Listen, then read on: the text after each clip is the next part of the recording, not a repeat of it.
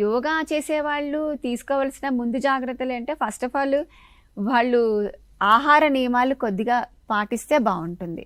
ఎందుకనంటే సాత్వికమైనటువంటి ఆహారం తీసుకుంటే మంచిగా ఉంటుంది. సాత్వికమైన ఆహారం ఏంటి అని అంటే వాళ్ళు తొందరగా డైజెస్ట్ అయ్యేటటువంటి ఆహారాలు తీసుకుంటే బాగుంటుంది. ఎందుకంటే మామూలుగా ఆహారంలో సాత్విక, రాజసిక, తామసిక ఉంటాయి కదా.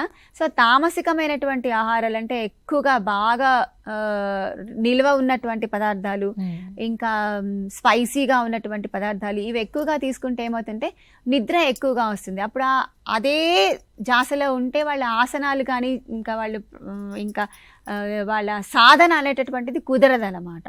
అందుకోసమని వాళ్ళు తీసుకునేటటువంటి ఆహారము సాత్వికమైన ఆహారం కనుక తీసుకుంటే, అంటే తేలికగా జీర్ణమయ్యేటటువంటి ఆహారం తీసుకుంటే వాళ్ళు ఈ చేయవచ్చు.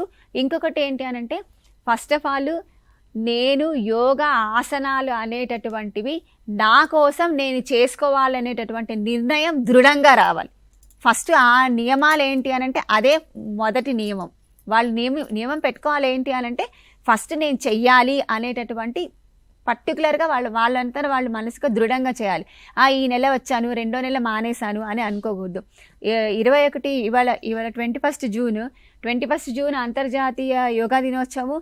ఈ ఒక్కరోజు యోగా చేస్తే సరిపోతుంది, లేదా ఈ రోజు మొదలుపెట్టి రేపు పొద్దున తర్వాత చూద్దాంలే, మళ్ళీ 21 వచ్చిన తర్వాత చేద్దాము అని అంటే కాదు. ఈరోజు మొదలు పెట్టాము అంటే మొదలు పెట్టాం కరెక్టే, ఈ రోజు నుంచి మొదలు పెట్టాలి, మొదలుగా చెయ్యాలన్నమాట.